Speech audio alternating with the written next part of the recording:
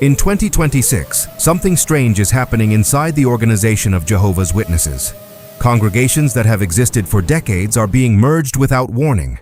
Kingdom halls that members built with their own hands, halls they painted, halls they mortgaged, halls they cleaned every week for 20 or 30 years, are being sold. And at the same time, the organization is asking for more money, not less, more. Recurring electronic donations, estate pledges. Convention appeals with emotional videos designed to make you feel that giving is not optional. It is spiritual survival. This would be unremarkable if the organization were struggling. But it is not struggling. Between 2004 and 2018, the Watchtower Bible and Tract Society sold its entire Brooklyn real estate portfolio, dozens of properties in one of the most expensive neighborhoods in the United States, for a total that exceeded $2 billion. That is not speculation. That is public record. So if you are a Jehovah's Witness who has been told your whole life that the organization uses every donated penny wisely, this video is going to ask you a question you have probably never been encouraged to ask. Where did the $2 billion go? And why in 2026 is it apparently not enough? Stay with this. Because the answer, or rather the absence of one, says more about this organization than any doctrine ever could. How the Watchtower built a real estate empire without spending a dollar. To understand how $2 billion materialized, you have to go back to the early 20th century, when the Watchtower first started buying property in Brooklyn Heights. At the time, the neighborhood was practical and affordable, nowhere close to the high-end enclave it would eventually become. The organization needed space for its printing operations, and Brooklyn offered exactly that. Cheap land near the waterfront with room to expand. Over the following decades, the Watchtower accumulated an extraordinary footprint. Printing factories producing millions of magazines every month, residential towers housing thousands of full-time volunteers, office buildings, laundry facilities, vehicle depots, dining halls, an entire self-contained infrastructure stretching across multiple city blocks, and nearly all of it was built, maintained, expanded, and operated by unpaid labor.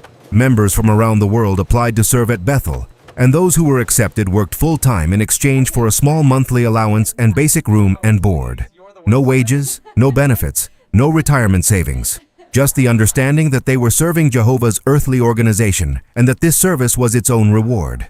Some of those volunteers gave 10 years, some gave 20, some gave their entire adult lives, and left Bethel in their 50s or 60s with no pension, no savings, no social security credits, and no marketable resume. They gave everything, and the buildings they maintained and expanded sat quietly appreciating in value, while no one told them what those buildings were worth.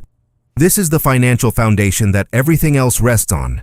The properties were acquired cheaply. They were maintained cheaply. They were expanded cheaply. And when Brooklyn Heights transformed from a modest working-class neighborhood into one of the most sought-after real estate markets in America, those properties appreciated beyond anything anyone in the 1940s could have imagined. The Watchtower did not build its empire through market savvy.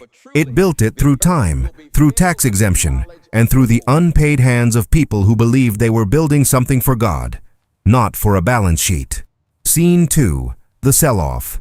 The liquidation began in earnest around 2004 and accelerated over the next 14 years. One by one, the organization offloaded its Brooklyn holdings at prices that reflected not just the value of the buildings themselves, but the explosive demand for waterfront property in a rapidly gentrifying borough. The Dumbo Heights complex, a cluster of former Watchtower factory buildings, sold for approximately $375 million. The Bossert Hotel, a historic building once used as a Bethel residence, went for $81 million. The towers at 2530 Columbia Heights, the building that carried the iconic Watchtower sign visible from the Manhattan Bridge, fetched hundreds of millions more. In total, between 30 and 37 distinct properties were sold, and credible real estate analyses placed the aggregate figure above $2 billion. Think about that number for a moment. $2 billion. Many of the people watching this video right now have put money in the contribution box at their Kingdom Hall. Fives, tens, 20s, maybe $100 here and there when you felt you should give more. You gave what you could, and you trusted that it mattered.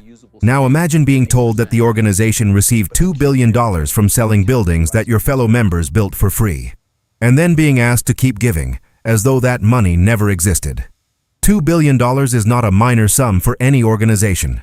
For a religious group that depends on voluntary donations from ordinary working families, many of them in developing countries, many of them elderly, many of them living paycheck to paycheck, it is an almost incomprehensible windfall. And it arrived at a moment when the Watchtower was simultaneously transitioning away from print toward digital media, a shift that should have dramatically reduced operating costs. So the obvious question is straightforward. Where did $2 billion go? The official answer: the most visible destination is Warwick. Beginning around 2009, the Watchtower started constructing a brand new world headquarters in the small town of Warwick, about 70 miles north of New York City. The project was massive, a purpose-built campus with administrative offices, residential buildings, a state-of-the-art media production center, maintenance facilities, and carefully landscaped grounds. It was presented to the membership as the next chapter in the organization's history. But here is the problem with pointing to Warwick as the answer. Much of the construction was performed, once again, by volunteer labor. Thousands of witnesses donated their time and professional skills to build the campus. Plumbers, electricians, engineers, heavy equipment operators, carpenters, all working for free. Some took weeks off from their paid jobs. Some depleted personal savings to travel to the site and volunteer. The materials cost real money. The permits cost real money. But labor is the single largest cost component in any major construction project, and the bulk of it was donated. Even the most generous estimates of cash spent on Warwick do not come close to absorbing $2 billion. Not even half, not even a quarter. The organization also points to its global operations. Literature translated into more than 1,000 languages. Branch offices in dozens of countries. Missionaries receiving modest stipends. Assembly halls requiring maintenance. JW Broadcasting producing video content that streams to millions. All of this costs money, and nobody disputes that. But how much money? That is where the trail disappears. Because the Watchtower Bible and Tract Society does not publish detailed, audited financial statements for public review. There is no annual report. There is no independent audit. There is no line-item breakdown that any member can examine. The finances are, by deliberate institutional design, completely opaque. You are expected to trust, and you are expected not to ask. Scene 4. The legal drain. One destination for a significant portion of the Brooklyn money is the courtroom. Over the past 2 decades, the Watchtower has faced a growing wave of lawsuits related to its handling of child sexual abuse within congregations. These cases span the United States, Australia, Canada, the United Kingdom, and several European countries. In Australia, the Royal Commission examined more than 1,000 cases of alleged abuse among Jehovah's Witnesses and found that not a single one had been reported to police by the organization. In the United States, individual cases have produced multi-million-dollar jury verdicts. The Watchtower has fought many of these cases aggressively, hiring expensive law firms, pursuing appeals through multiple courts, and in some instances refusing to comply with court orders to produce internal documents. When courts have imposed sanctions for non-compliance, the fines have sometimes reached millions of dollars per day. The cumulative legal bill across all jurisdictions is significant, plausibly running into the hundreds of millions over the past 2 decades. But even a generous estimate does not account for $2 billion. Not even close. Legal expenses are a serious drain, but they are not the full explanation. And here is a detail worth sitting with. When you put money in the contribution box, did anyone ever tell you that part of it might go toward defending the organization against abuse lawsuits? Did any elder, any circuit overseer, any convention talk ever mention that your donations were helping pay legal teams to fight victims of abuse in court? Because that is where some of the money has gone. And the organization has never once stood in front of its membership and said so plainly. The investment black box. Any organization holding hundreds of millions or billions of dollars in liquid assets would be expected to invest those funds. Bonds, equities, real estate trusts, fixed income instruments. The options are standard and well understood. And it would be surprising if the Watchtower had not placed a significant portion of the Brooklyn proceeds into investment vehicles designed to generate returns. But the organization's investment activity is almost entirely invisible. Unlike the Church of Jesus Christ of Latter-day Saints, whose Ensign Peak Advisors Fund was revealed to hold over $100 billion in assets, and which faced SEC penalties for deliberately structuring its holdings to avoid public disclosure, the Watchtower has never been subject to a comparable financial exposure. That does not mean investment funds do not exist. It means that if they do, they are structured in ways that avoid the kind of scrutiny that other organizations have faced. Holding companies, shell entities, trust arrangements, and legally distinct subsidiary organizations can all serve to distribute and obscure the size and location of an institution's assets. This is not necessarily illegal. Many organizations use complex structures for legitimate purposes. But for an organization that asks millions of people to donate their money on the basis of trust, on the basis that this is God's organization and your contribution is sacred, the absence of transparency is not a neutral fact. It is a decision. And it is a decision made by men who expect you to trust them without verification. 2026 and the Kingdom Hall Paradox. If the Brooklyn sales generated a massive surplus, and by every available measure they did, then the current behavior of the organization makes very little sense. Because right now, in 2026, the Watchtower is engaged in a systematic global program of property consolidation. Kingdom halls are being sold at an accelerating pace in country after country. Congregations are being merged, sometimes 3 or 4 into one, and members are expected to travel longer distances to attend meetings. And this is where it gets personal. Because maybe you are watching this and you remember a specific Kingdom Hall. Maybe you remember the fundraising campaign to pay for it. Maybe you remember the weekend builds, the brothers in hard hats, the sisters bringing food, the teenagers hauling materials, the whole congregation coming together to build something that felt like it belonged to you and your community. Maybe you remember how proud everyone was the first time you had a meeting in that new hall. And maybe, if you are being honest, you remember the letter that said the hall was being sold. The letter that said your congregation would be merging with another one across town. The letter that did not ask for your opinion, did not explain where the money would go, and did not thank you for the years you spent paying off a mortgage that the organization now got to cash in. Under the property arrangement the Watchtower implemented years ago, all Kingdom Hall titles are held centrally. When a hall is sold, the money does not stay with the local congregation. It flows upward. The members who paid for the property and built it with volunteer labor have no claim on the proceeds and no voice in the decision. You built it, they own it, and now they have sold it. If the Brooklyn billions covered the organization's needs, why sell Kingdom Halls? If global operations are more expensive than ever, where is the Brooklyn money? And if the money was invested, what is it generating? And where are those returns going? These are not rhetorical questions. They are accounting questions. And the fact that you, a baptized, active, donating member of this organization, are not in a position to answer them should tell you everything you need to know. The donation machine. The Watchtower's approach to member contributions in 2026 is more aggressive and more systematic than at any previous point in its history. Convention programs include dedicated segments encouraging recurring electronic donations. Letters to bodies of elders outline expected contribution levels with a specificity that longtime members find jarring. Videos produced at the Warwick Media Center feature emotional appeals, stories of sacrifice, stories of faith, stories designed to make you feel that giving more is not just generous but spiritually obligatory. The circuit overseer system illustrates the pressure at the congregational level. Circuit overseers are traveling representatives who visit congregations on a rotating basis, and they are funded not by the central organization but by the congregations they serve. Each congregation covers the circuit overseer's housing, transportation, food, and stipend.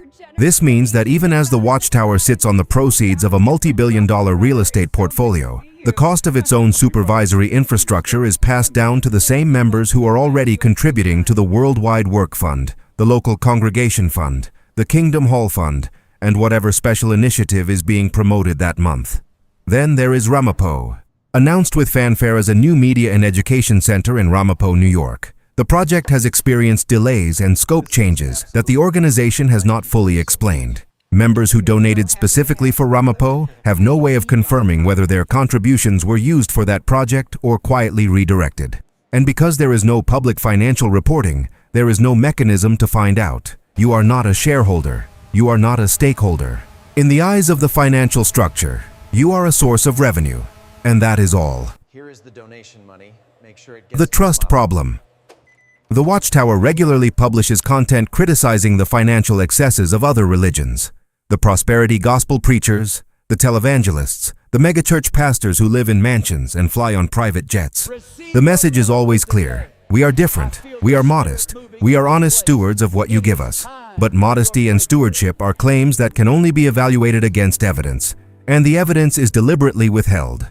No annual report, no audited statements, no detailed breakdown of income and expenditure, no explanation of how $2 billion were allocated, no accounting for the ongoing sale of Kingdom Halls worldwide, no disclosure of investment holdings. There are former members who served at Bethel for decades, people who worked in accounting departments, who handled financial records at the branch level, who have spoken publicly about what they witnessed. Their accounts converge on a consistent theme. The organization is far wealthier than its membership realizes, and the secrecy surrounding its finances is deeply intentional. These are not bitter apostates looking for attention. Many served faithfully for most of their adult lives before reaching conclusions they could not ignore. If you are an active witness watching this, you may feel defensive right now. That is understandable. But ask yourself one question. If the organization has nothing to hide, why does it hide everything? Every corporation that asks for public money is required to show where it goes. Every registered charity in most developed countries must file financial disclosures. Why should an organization that holds billions of dollars in assets built and funded by the sacrifices of its own members, be exempt from the same basic accountability? That is not an apostate question. That is a human question. And the fact that asking it inside a Kingdom Hall would get you into a back room with two elders should tell you something about the kind of transparency this organization actually values. You built the buildings. You know that. Maybe not the ones in Brooklyn. Maybe you never set foot in New York. But you built a Kingdom Hall somewhere. Or your parents did. Or your grandparents did. You put money in the contribution box every week, every month, every year. You gave what you could, sometimes more than you could afford, because you believed it was going somewhere sacred. The buildings in Brooklyn are gone now, sold. Every last one of them. The money, over $2 billion, has disappeared into a structure that you are not allowed to see, not allowed to question, and not allowed to audit. And in its place, there are more requests, more appeals, more pressure to give. Your Kingdom Hall might be next. Maybe it already was. This is not about hating the organization. This is not about bitterness or revenge or trying to tear down something you once loved. This is about a simple principle that every honest institution should be able to meet. If you ask people to give, show them where it goes. If you sell what they built, tell them what you did with the money. If you hold billions in assets, open the books. The Watchtower has not done any of this. And in 2026, as halls disappear and donations increase and questions go unanswered, the silence is no longer just an administrative choice. It is an answer in itself. So if you helped build a Kingdom Hall that was later sold, if you donated money that you cannot account for, if you were told to trust and never to ask, then you already know the question. You have always known it. You were just never allowed to say it out loud.